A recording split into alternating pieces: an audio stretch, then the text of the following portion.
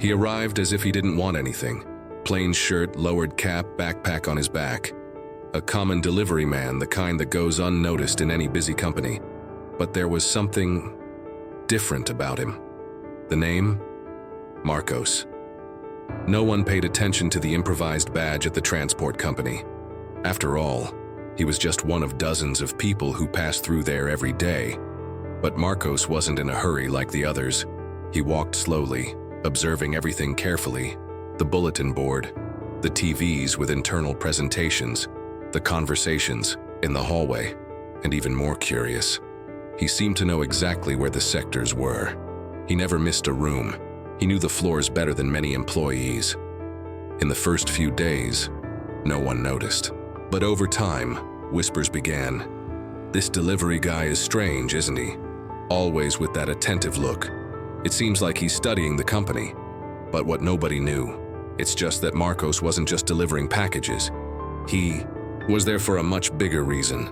Marcos seemed to be too interested in everything. He didn't just deliver packages, he listened, he watched. He listened to every meeting that took place behind a cracked door, to every hallway conversation, and sometimes I would even risk an opinion. Have you thought about reducing the customer cycle?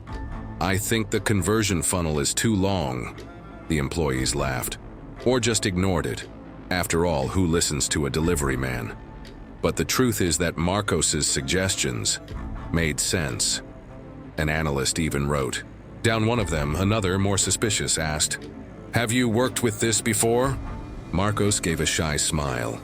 Let's say I like the subject.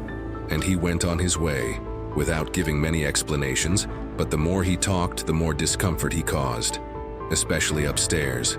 The CEO was already eyeing him, and not in a friendly way. On the 8th floor, where the management was located, patience was beginning to run out. Ricardo, the CEO, had already heard the rumors. The delivery man giving advice on business? He says he understands funnels, products, management. For Ricardo, that was absurd. A CEO with an impeccable resume, an MBA abroad, owner of an impeccable posture, and also an unshakable ego, would not admit that someone from outside, and worse, underneath, dared to comment on internal decisions. It was then that he decided to act. He called the security department and ordered that Marcos's access to the upper floors be restricted, and he even left a clear message at reception. No delivery person. Walking outside the loading area. At the next meeting with the door open, Marcos appeared to deliver a box. Before leaving, he looked inside and said, "Be careful with this European client. They have a history of complicated clauses. It's worth reviewing the contract." Silence. Ricardo crossed his arms, and in front of everyone he said sarcastically, "Great, now we have free consultation with the delivery guy. Who else wants to give their opinion? The coffee guy?" Some laughed. Others were uncomfortable. Marcos just smiled sideways.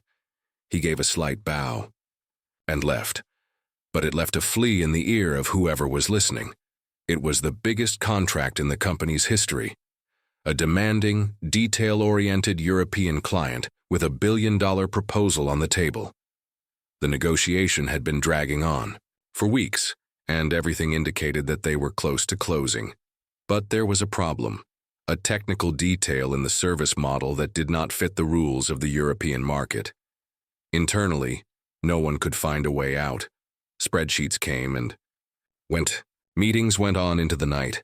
The pressure was absurd, and the CEO, impatient, was already talking about resolving it by force. Until one day, while waiting for the elevator with a box in his arms, Marcos heard two managers talking about the impasse. He couldn't hold it in. You could test a staggered model with a review clause. It works better for European contracts, especially in the B2B sector. The managers looked at each other suspiciously. One of them muttered, "Dude, who are you again?" "Only someone who has been through this before," Marcos replied, smiling, and he left through the elevator. One of the analysts present, intrigued, wrote down the idea. That same night, he implemented the suggestion in a new draft proposal. The next day, The contract was signed, and no one, not even the CEO, understood how the barrier had been resolved. But someone there knew exactly where that solution had come from. On the day of the signing, the entire company celebrated. Champagne in the meeting room, greetings, toasts, promises of bonuses. The billion-dollar deal was closed. Ricardo, the CEO, was applauded. "Congratulations on the strategy," they said. Nobody would have thought of this staggered model. He smiled, of course. But inside, something was bothering him, because deep down he himself didn't know who'd suggested that solution. Was it the legal department? Was it the product team? The answers were vague, until a director whispered, "Actually, it seems like it was a delivery man who mentioned it to one of the analysts." Ricardo froze. What? That word came back to haunt me. Delivery. Man, he tried to cover it up. He had them investigate discreetly, but the more they looked, the more questions arose. Who was this Marcos? How did he know so much? Why did you act like you knew the company inside out? Meanwhile, Marcos continued his deliveries. Silent, attentive, and now, observed. What Ricardo didn't know. Yet, that turn of events was not luck, nor chance. It was just the first step of a truth that was about to explode. It was a snap. In the middle of the afternoon coffee, a long-time employee, one of those who have been with the company since the garage days, looked at Marcos and stopped chewing. I know this guy. He spent the rest of the day rummaging through old files, event photos, foundation records, and then, in a black and white image, taken at the startup's first pitch, there he was. Same posture, same look, same discreet smile. Impossible, Marcos, was not just anyone. He was the creator of the company, the founder, the guy who came up with the idea years ago and who, after selling the startup to bigger investors, disappeared from the radar. No one knew for sure why he left. Some said it was pressure. Others said he was betrayed by his partners. The fact is he disappeared, and now he was back, in disguise, with a backpack and a delivery badge. The news began to circulate among the veterans, whispers in the hallways, squinting glances, uncertainty in the air.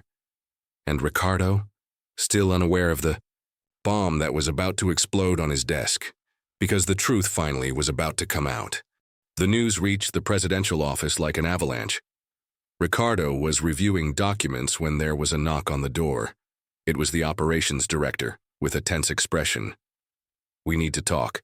It's about the delivery man." Ricardo looked up, suspicious. "This again?" The director placed an old photo on the table. In it, 3 young people smiling in front of a board with the name of the startup that, years later, would become a giant. One of them was Marcos, the founder, the man who created all this. He's here, in disguise. Ricardo remained silent. He looked at the image. Then he stood up. He walked to the window, restless. Everything made sense now. The precise suggestions, the inside knowledge. The calm with which he walked through the corridors. Hours later, Marcos was called to the boardroom. He entered calmly, as if he already knew what was coming. "Why did you do that?" asked Ricardo, looking at him. Marcos responded with the same serenity as always. "Because I needed to see with my own eyes what you did to my company." Silence.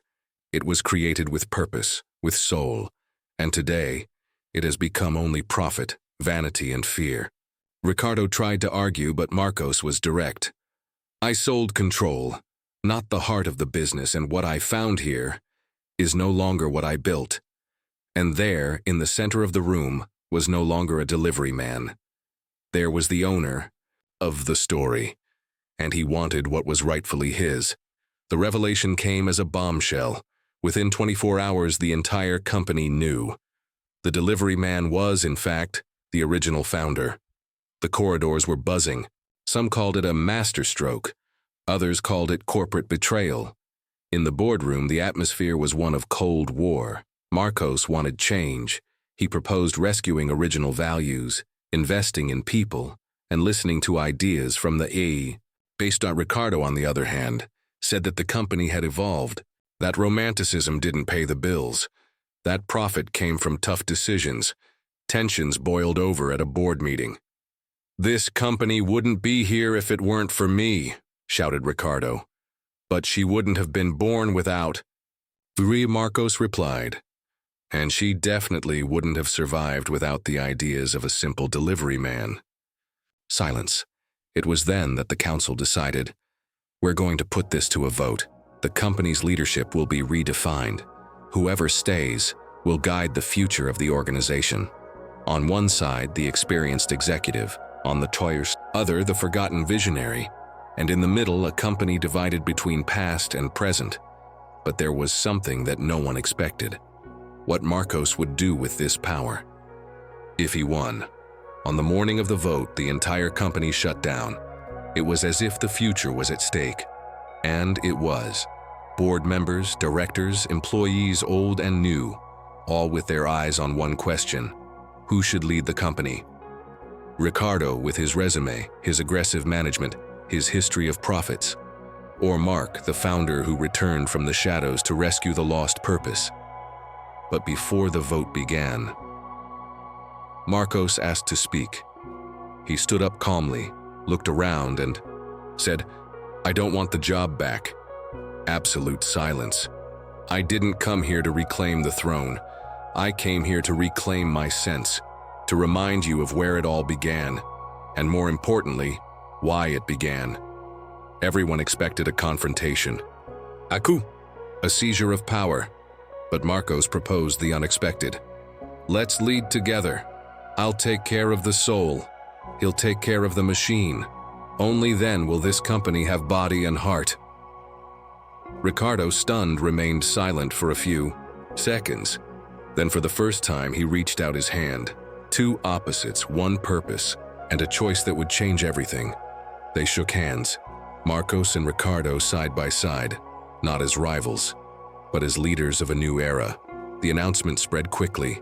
Shared management, an unprecedented model, a balance between vision and execution. Marcos would take over the directorship of culture, innovation, and purpose. Ricardo, the operational presidency, focused on expansion and strategy. Together, they redesigned the company. They created listening spaces. They encouraged ideas from all levels. They reinvested in people, and they rediscovered that purpose also makes a profit. In the corridors, the atmosphere was different, lighter, more human, more true. Marcos, now without a cap or backpack, walked through the same places, but with a different perspective. The one who knew it was worth coming back, even in disguise, even discredited. Because sometimes to change an empire, you just have to act as if it were just another one. And in the end, the real owner is not the one who has the position. It's the one who has the courage to rebuild everything from scratch.